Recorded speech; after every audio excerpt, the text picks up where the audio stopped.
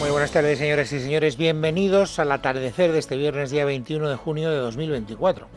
Si queremos encontrar un hecho informativo novedoso hoy en el panorama informativo del día, tendremos que hablar de un juez, del juez Aguirre, que está pidiéndole al Tribunal Supremo, a punto de pedirle al Tribunal Supremo, que impute a Carles Puigdemont por un delito de traición por haber negociado con la Rusia de Vladimir Putin la financiación del procés. Y tengo que recordarles que en el eventual caso, naturalmente, que el Tribunal Supremo accediera a tramitar esa imputación, Carles Puigdemont es aforado y por lo tanto no lo puede imputar directamente al juez Aguirre. Por eso el juez Aguirre ha abierto una pieza separada, nos lo va a contar ahora con detalle Miguel Ángel Pérez, y seguro le va a pedir, digo seguro porque lo ha dicho él, no porque yo lo estoy deduciendo, le pedirá al Tribunal Supremo que, dada la condición de aforado de Carles Puigdemont, pues sea él quien decida si procede contra él o no. Él dice que tiene pruebas más que suficientes que demuestran ese delito de traición por negociar con Rusia la financiación del procés. Y lo que les quería recordar es que este delito, este tipo penal, el de traición, no está contemplado en la ley de amnistía. Por lo tanto, estamos eventualmente ante la posibilidad de que todavía se complique mucho más la situación penal del expresidente de la Generalitat, de Carles Puigdemont.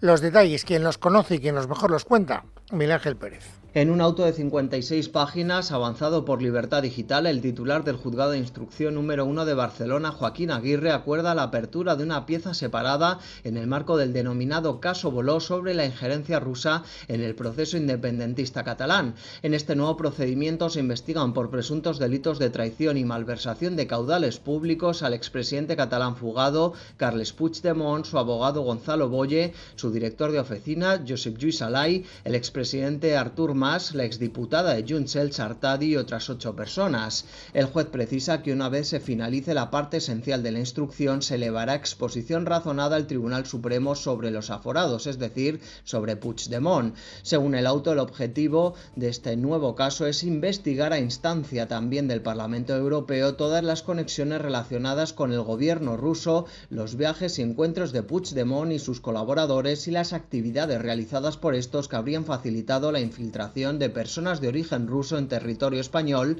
con el objetivo de influir en las estructuras financieras y en la realización de actividades de desinformación, desestabilización y alteración de la paz social. El juez relata cómo se quería financiar una Cataluña independiente con criptomonedas y hace referencia a una fotografía en la que el presidente de la Fundación Catmon, Víctor Tarradellas, y un conseguidor de contactos rusos muestran una caja con 3,4 millones de euros en billetes de 100. El instructor señala que, según se desprende de las comunicaciones entre Boye y Alay obtenidas del terminal de este, se observa la existencia de un reparto específico de tareas que sugiere de forma bastante clara la existencia de una estructura piramidal en cuyo vértice superior se encontraría Puigdemont si nos referimos al desarrollo de una política de contactos con elementos de injerencia rusas a las espaldas del Estado español. Siguiendo a Puigdemont en esta estructura piramidal, añade, en un segundo peldaño se ubicarían Alay y Boye, quienes desarrollarían la labor intelectual y de planificación de las diferentes acciones dirigidas a conseguir contactos próximos al gobierno ruso para granjearse el reconocimiento del país que preside Vladimir Putin en una eventual república catalana. El auto contiene además mensajes intercambiados entre Alay y Boye, donde este último propone viajar a Rusia para reunirse con un contacto. También ambos discuten sobre la estrategia de comunicación del propio Puigdemont respecto a Bielorrusia o al opositor ruso fallecido Navalny. Bueno, pues precisamente Gonzalo Boye, que es abogado de Puigdemont y que además es una de las personas investigadas por el juez Aguirre, ha hablado, porque le han hecho una entrevista en TV3. Es, de hecho, el único que ha hablado, porque esta es una noticia que ha tenido de momento muy poco eco.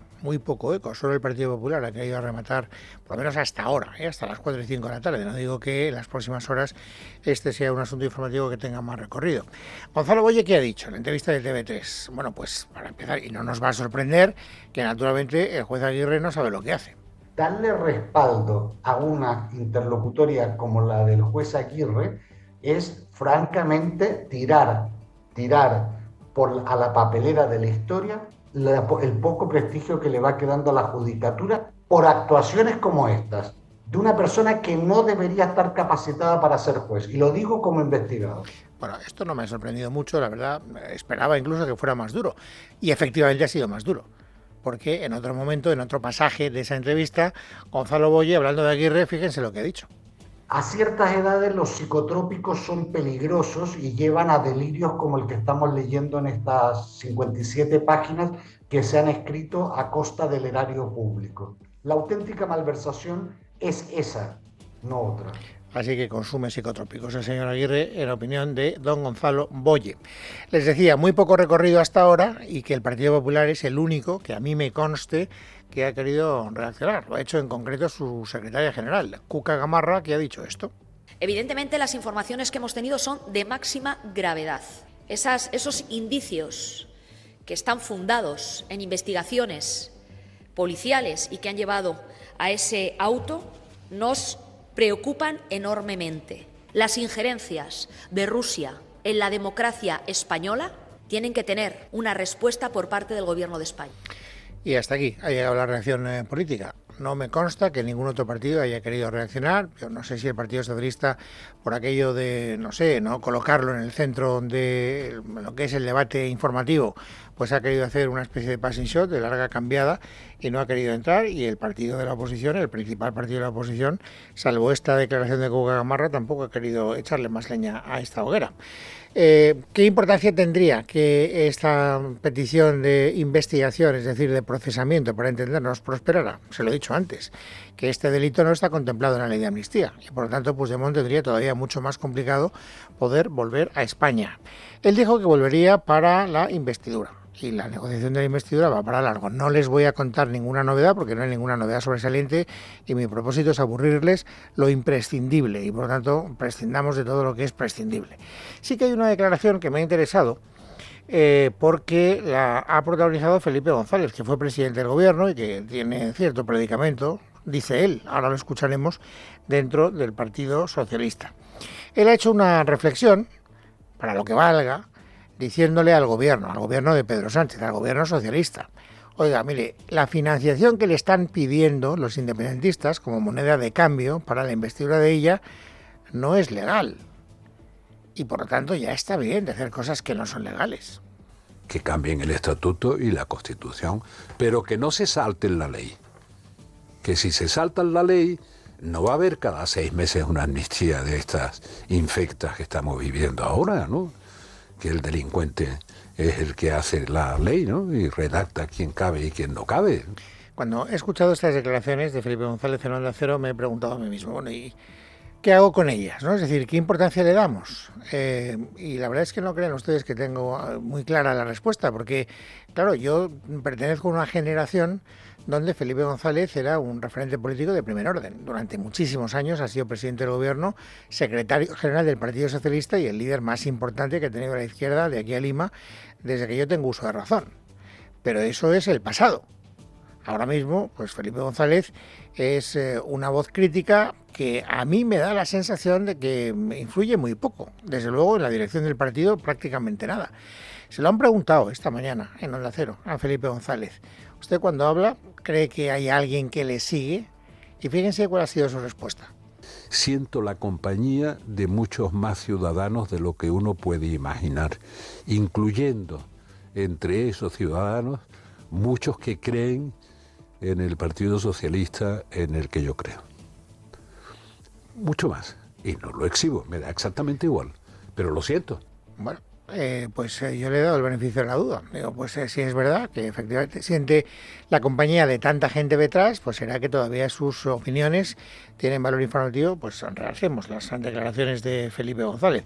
Son de las pocas voces dentro de lo que es el Partido Socialista que se permiten hacer autocrítica con lo que está pasando. Ha sido una entrevista muy larga, han hablado de muchas cosas. Han hablado también de la proliferación de la extrema derecha. Le ha reconocido que efectivamente la extrema derecha está ganando espacio no solo en España, también en otros países de Europa. Es verdad que a la hora de analizar las causas de esa extensión de la extrema derecha, él ha hablado, y no precisamente bien, de la extrema izquierda. Y no solo eso, sino que además ha hecho alguna reflexión en voz alta que yo creo que a los socialistas les va a sentar especialmente mal. Saben ustedes que aquí la gran cantinela que tenemos en España es que la extrema derecha cabalga junta. Ya no hay diferencias entre el Partido Popular, entre Vox, entre el señor Alvise, y en Europa tampoco. Le Pen es lo mismo, Milei, del que luego hablaremos, es lo mismo, Meloni es lo mismo. Sin embargo, Felipe González sí que establece diferencias. Fíjense lo que ha dicho de Meloni. Hay que empezar a matizar. Por ejemplo, Meloni ha hecho muchos gestos, infinitamente más que Orbán, para alinearse con principios básicos de la política exterior de la Unión Europea. Y curiosamente está dándole a Italia una estabilidad gubernamental que yo no recuerdo. Bueno, la verdad es que me sorprendería mucho que no hubiera declaraciones más pronto que tarde de algún dirigente del Partido Socialista diciendo, pues Felipe González, hombre, no digo que vayan a decir lo que ha dicho Gonzalo Boye del juez Aguirre, de que consume psicotrópicos, pero bueno, van a decir que, en fin, que la edad no perdona y que uno ya pues pierde un poco el sentido de la realidad, porque estas declaraciones les van a sentar especialmente mal. Sobre todo porque cuando von der Leyen habló en términos muy parecidos de Meloni, fue la primera en hacerlo, saltó el Partido Socialista como un resorte, diciendo que qué es esto de blanquear a Meloni. Bueno, pues no, por ese precedente me permito pensar que en el Partido Socialista las declaraciones de Felipe González tendrán respuesta. Y en todo caso me sirven para introducir otro de los asuntos informativos del día, que es naturalmente esa identificación que el Partido Socialista quiere hacer del Partido Popular como parte integrante de la extrema derecha. El motivo se lo está volviendo a brindar Milei, que saben que está hoy en España, está en concreto en Madrid, donde va a ser condecorado por Isabel Díaz Ayuso. Y han hablado muchos ministros a propósito de esa visita y a propósito de la iniciativa de Ayuso. Les voy a reproducir solo las declaraciones más novedosas, no de los de siempre, sino de los, digamos que, de los que están pidiendo protagonismo, un poco de luz del cañón que enfoca el escenario. Por ejemplo, fíjense lo que ha dicho la ministra Diana Morán. Mira, una invitación de la señora Ayuso a Milei es la mejor constatación de que en nuestro país la ultraderecha es el Partido Popular. Blanco y en botella. No necesitamos que la motosierra la lleve Milei ni la ultraderecha. No necesitamos a Abascal cuando ya tenemos a la original, que es Ayuso. Bueno, pues esto mismo que ha dicho Morán, la he puesto a ella porque no es habitual, ¿no? O sea, siempre escuchamos a María Jesús Montero, que lo ha dicho, escuchamos ocasionalmente a Marlaska, que lo ha dicho, escuchamos a Bolaños, que lo ha dicho, pero bueno, Diana Morán era una voz, digamos, más novedosa y por aquello de ir ampliando un poco el repertorio. Es decir, que está todo el gobierno movilizado.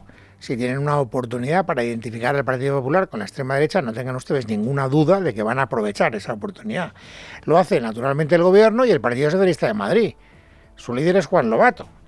Y Juan Lobato ha hablado de Ayuso hoy en La Sexta, en el programa El Rojo Vivo, en estos términos. Que Ayuso se mimetice, que haga suyos los mensajes de esas posiciones ultras, pues es un peligro primero para la sociedad, porque está influyendo en mucha gente, ¿no? Y segundo, creo que también para ella, se la van a acabar comiendo por los pies, quiere aspirar a ser la líder de ese espacio tan peligroso y va a acabar de telonera de algún otro.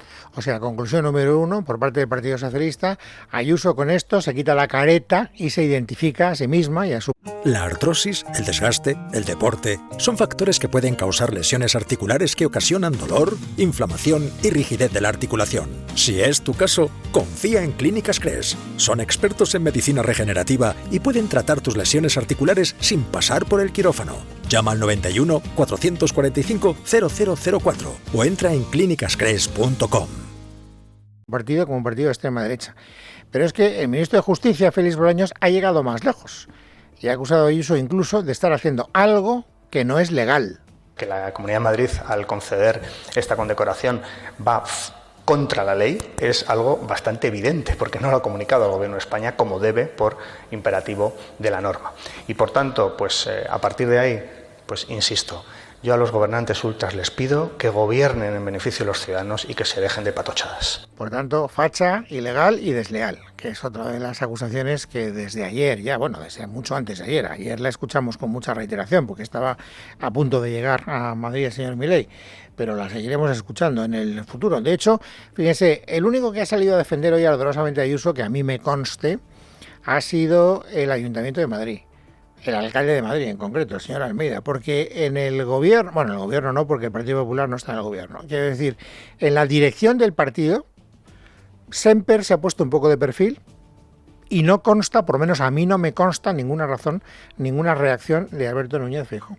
Por eso, la única referencia defensiva que me parece significativa es la que ha protagonizado el alcalde madrileño.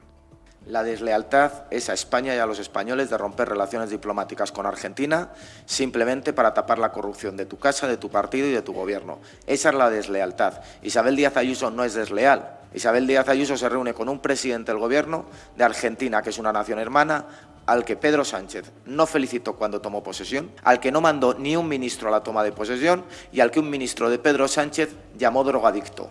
Bueno, esto es lo que dice el alcalde de Madrid. Lo que dice la Dirección Nacional del partido, les digo, es bastante menos contundente. Yo les decía hace un instante, desde mi punto de vista, cada uno tendrá su propia opinión, Borja Semper, que es el portavoz del partido, en ausencia del líder del partido, es el que ha hablado, Borja Semper, pues se ha puesto de perfil. A mí me parece que se ha puesto de perfil, pero juzguen ustedes. No, lo que nosotros estamos es profundamente molestos con la política exterior de este gobierno. Recordar una cosa, y es que este choque entre el gobierno de Argentina, entre Milei, y el gobierno de España, entre Pedro Sánchez, tiene su origen en que el gobierno de España llamó drogadicto, sugirió que Milei se drogaba. Bueno, les recuerdo que Alberto Núñez Feijóo ha pedido no ser invitado al acto en el que Isabel Díaz Ayuso va a concederle el premio al señor Milei. Tal vez por eso pues no quieren tampoco colocar a Ayuso en el centro de su argumentario defensivo y hablan de lo que ha querido hablar el señor Semper. Insisto, mi valoración particular es que han decidido en este asunto ponerse de perfil. Por cierto, es una acusación que también le están haciendo desde el gobierno, desde el Partido Socialista, al señor Feijóo, diciendo, como usted no tiene valor para desacreditar, para pararle los pies a Isabel Díaz Ayuso, se refugia en el silencio cobarde.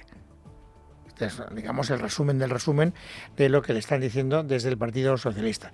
Donde no ha querido ponerse de perfil el señor Semper es a la hora de hablar de la mujer del presidente del gobierno. Sigue copiosamente habiendo alguna novedad informativa a propósito de las cosas que ha hecho en el máster en la Complutense. Y esto le ha permitido a Borja Semper hacer esta consideración en voz alta. Todo es absolutamente inapropiado. Y yo les pregunto a quienes ponen paños calientes ante este tipo de información, que cambien los actores, que cambien los nombres. Y que pensarían, perdón, si en lugar de ser Begoña Gómez hubiera sido la mujer de un presidente del Partido Popular. Estarían pensando con razón que es un escándalo inaceptable.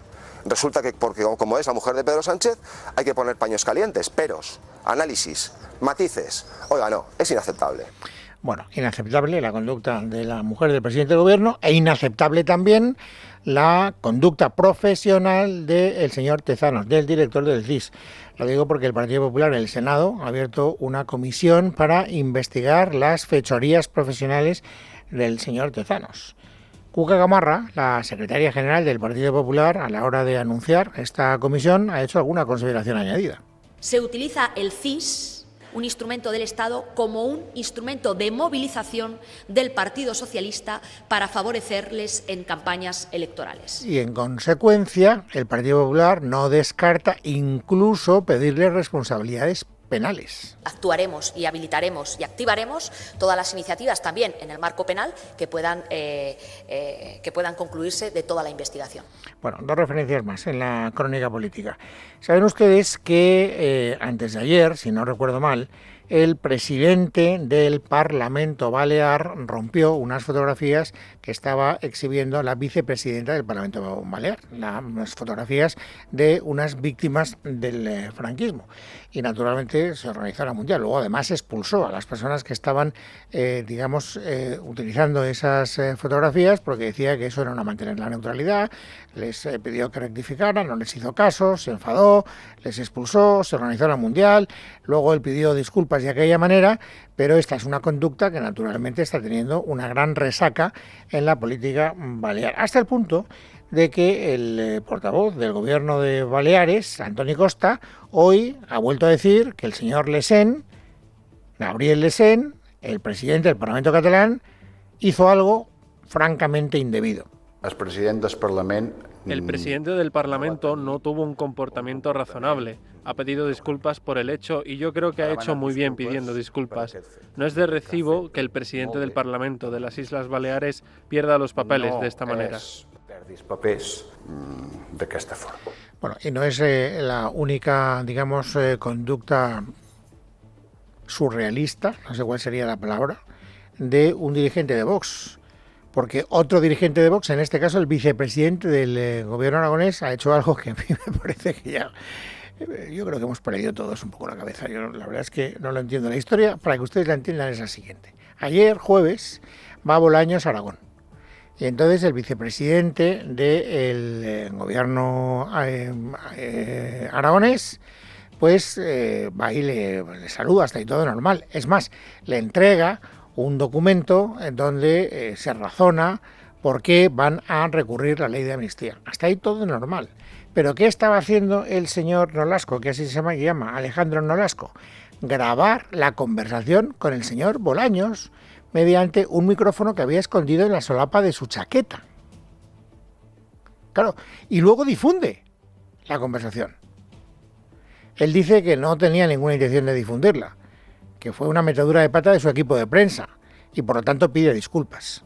Yo no di orden para que se difundiera ese audio, así que voy a tomar medidas con mi equipo de prensa y por tanto pido disculpas porque no ha sido lo que yo quería hacer, que era difundir o enviar ese audio. Entonces, ¿para qué grabas una conversación que se está produciendo más en un espacio público? La verdad es que yo, de verdad, llevo muchos años asistiendo a lo que es la vida política en este país, pero yo, cosas como estas no recuerdo haber visto demasiadas, gracias a Dios, tengo que añadir.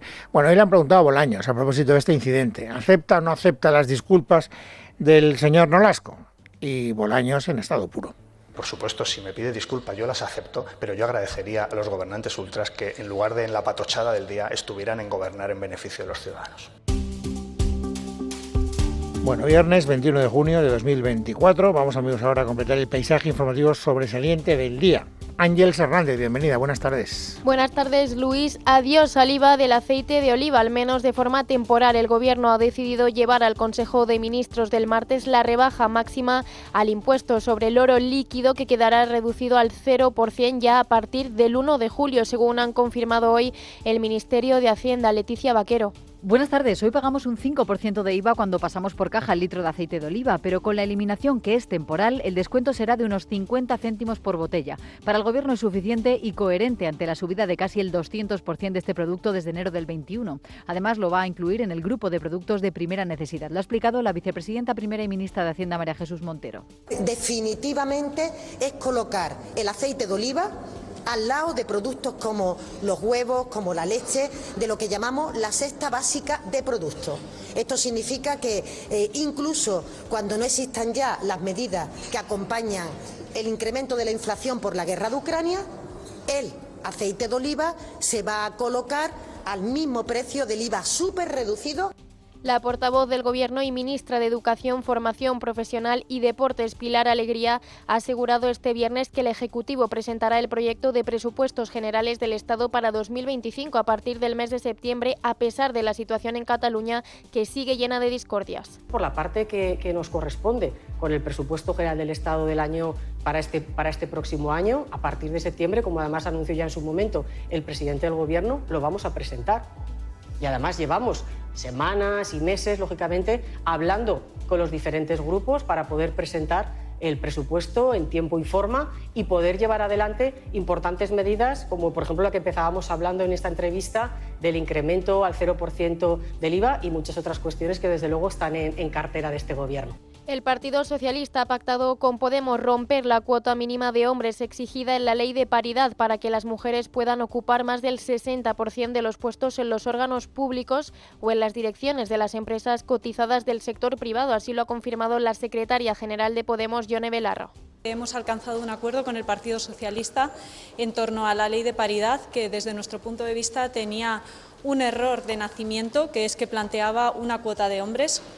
Con el diseño de la ley que el Partido Socialista había planteado desde el primer momento, lo que veríamos es que, por ejemplo, el gabinete ministerial de Irene Montero hubiera tenido que despedir mujeres porque planteaban una cuota mínima del 40% de hombres.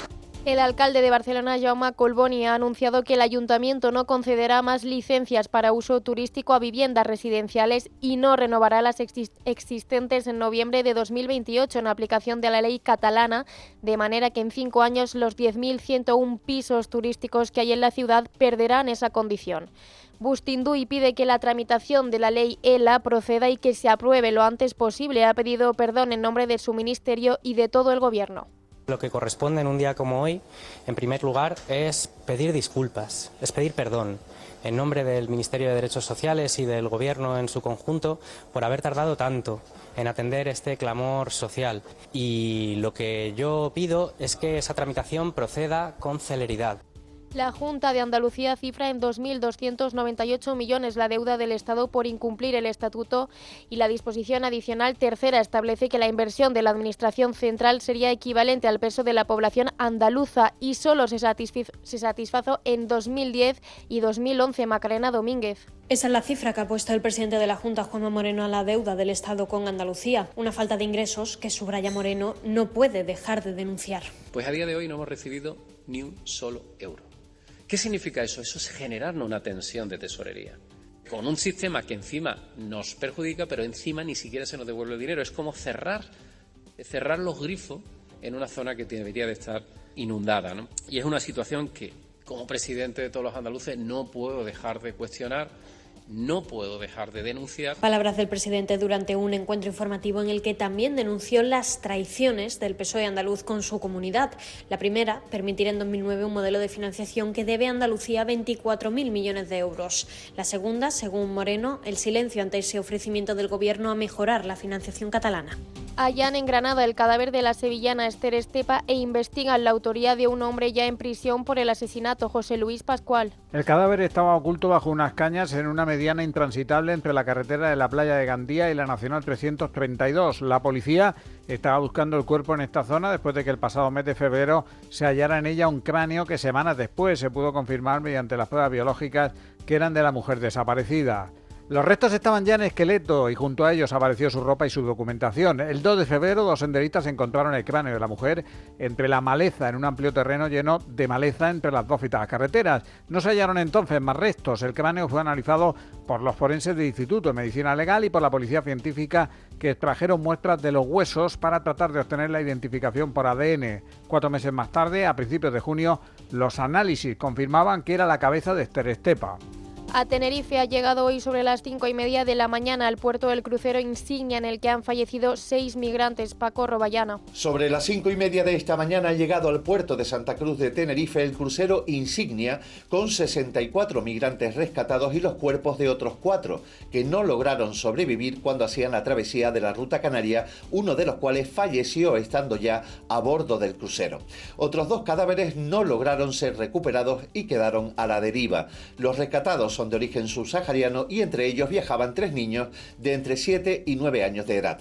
Según ha informado el Centro Coordinador de Emergencias y Seguridad, el 112, las personas rescatadas están siendo atendidas por un amplio dispositivo sanitario y se han instalado hasta 4 carpas para asistir a todos los supervivientes. Por último, fuera de nuestras fronteras, Noruega, Suecia y Finlandia crea un corredor militar para mover tropas en caso de ataque ruso. Con esto, Oslo quiere evitar un posible bloqueo en el Báltico por parte de Moscú.